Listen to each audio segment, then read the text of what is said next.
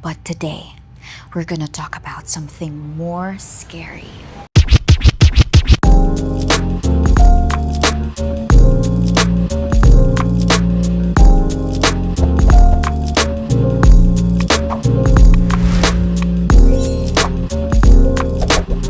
Hi, I'm Barbie Forteza. I star in a horror film entitled P77. But today, we're gonna talk about something more scary. Relationship problems!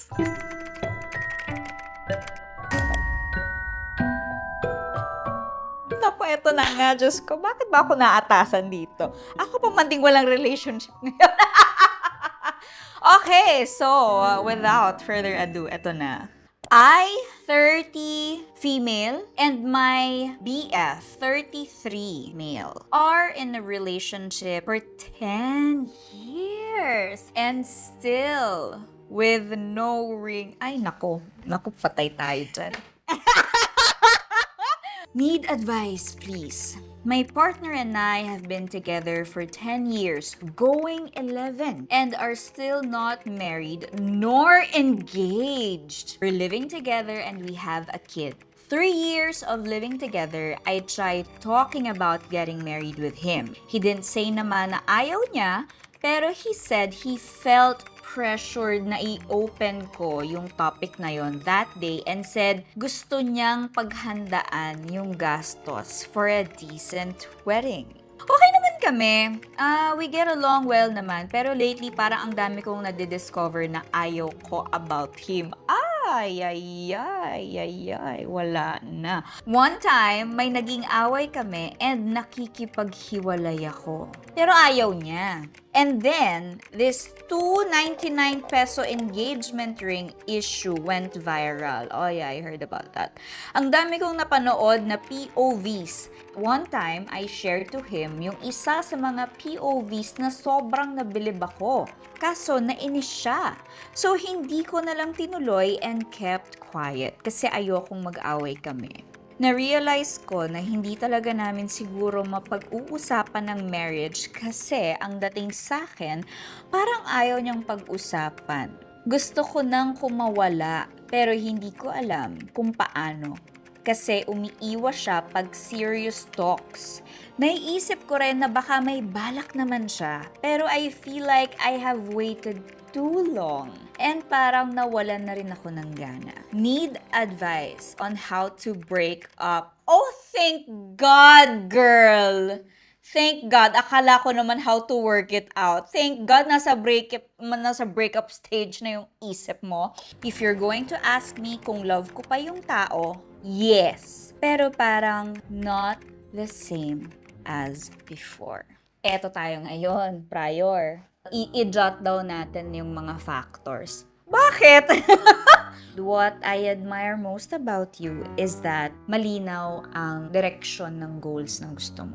I feel like ever since you were not on the same page, 3 years in, tinanong mo na. And since then, ayaw niya ng pag-usapan. Baka naman parehas yung mahal yung isa't isa, pero hindi parehas marriage ang endgame.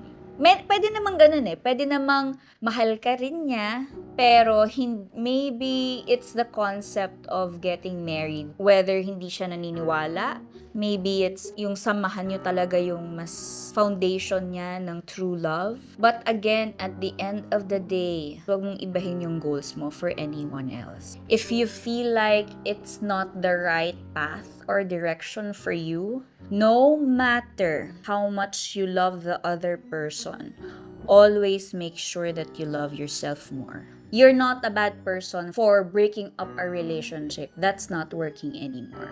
And when you said na you still love him, but not the same as before, maybe it's not love, it's familiarity. Kasi when you say you love someone, you say it without hesitations, without pero. Sa mundong ginagalawa naman natin sa panahon ngayon, marami ng flexible ways of co-parenting. I totally understand na there's a kid involved and as much as possible, ayaw natin siyang lumaki sa isang environment na broken. if I may say that. Pero it's the agony that you prolong. One way or another, i-address mo siya eh. May isa lang na pumitik sa inyo, lalabas yung issues, lalabas yung ganyan. Kahit sabihin nating together kayo, tapos yun yung environment ng kalalakihan niya, hindi pa rin ganun ka-healthy. I think you have to be more graceful in handling the breakup. Huwag mong ipaparamdam sa bata na there's hatred towards the man. Huwag ganon. Kailangan mo pa ring i-guard or i-protect yung well-being ng bata na love is always beautiful. But not all types of love last forever. Okay! Next, I, 32M, recently got married to my wife. 3 years in, and I still get no ambag from her, especially sa finances. Okay, from the onset, like magjowa pa lang kami, we are quite open now when it comes to our income, and we both know that I earn much higher than her. I explicitly told her that I am prepared and prefer to be the provider of her family. Problem is, she took it quite literally ata. Since we got married, ako ang sagot sa halos lahat ng expenses namin. Sa totoo lang, kaya naman ang sweldo ko, pero ando na sa point na sapat na lang and wala na akong naiipon. To be fair, there are times na she pays for our dinner, but those are too far in between. Even her personal toiletries, pag nag-grocery kami, ako ang nagbabayad. We also frequently go to her province, like twice a month, and never did she offered any money for gas or toll. She also do not drive. To make matters worse, wala din siyang ambag sa gawaing bahay. I do the cooking daily and laundry weekly. Even beddings and pagtatapon ng basura, ako ang gumagawa. We try to talk about the issue, pero we always end up arguing and nothing gets resolved. I am not exactly looking for a maid din naman, but I was expecting someone who will help me out sana on things, especially if it benefits us both. Am I being too selfish here? Like, masyado ko bang nilalagyang value yung mga bagay? Thoughts? When you guys were still in a relationship and not yet married, medyo na-encounter mo na yung problemang yan, tama? I'm also sure na alam mong in the future, when you get married, yan ang isang issue na hindi nyo mariresolve. Kasi kung mabilis siyang masolusyonan, na-resolve nyo na hindi pa kayo kasal. Financially, bilib ako sa'yo, inaako mo ang responsibilidad na dapat sinishare nyong dalawa. Ang manly mo doon. Pogi ka dyan sa bagay na yan. Good job. Pero, I feel you also. Ngayon, nararamdaman mo na absence ng kanyang ambag. Relationships, either married or not, should always be equal.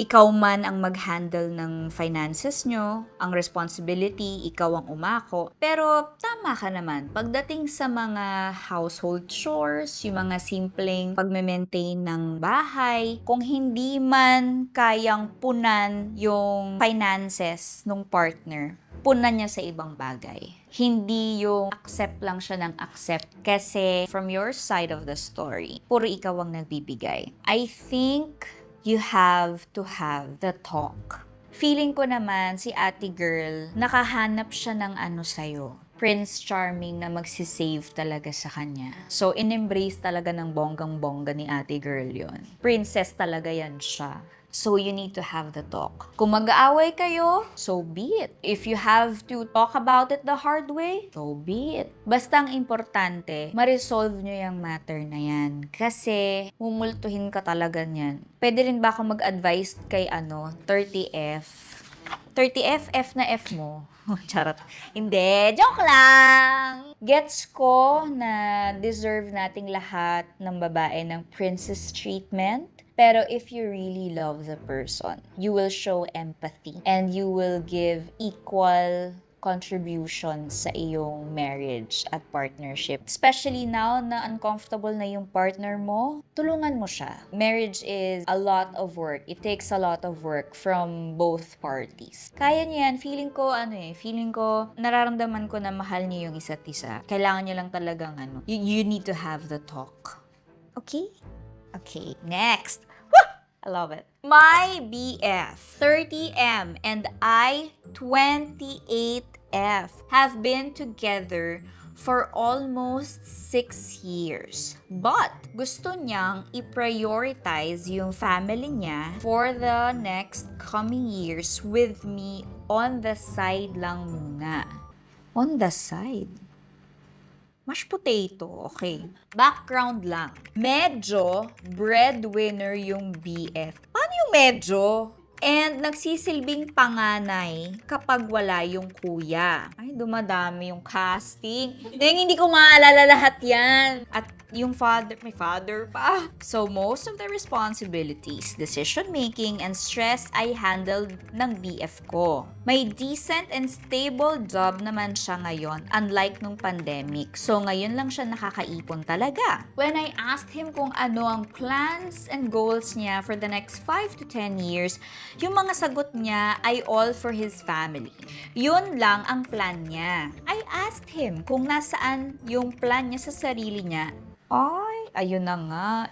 Inside those 13 years, where was I? Sabi. And nasaan ako sa plano niya? Ayun na nga. I was really hurt kasi yung itsura niya parang, wait, kasama ka pala, nakalimutan ko.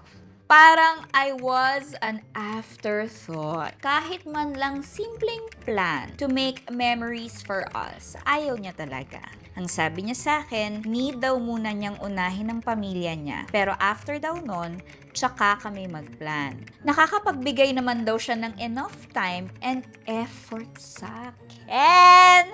But ayaw niyang mag-promise ng anything more than the bare minimum. Kasi natatakot siya na baka hindi niya ma-fulfill and ayaw niya akong ma-disappoint. Honestly, hindi naman ako nagmamadali. I just really want to spend experienced life with him and I want to feel important too. How do I approach our situation?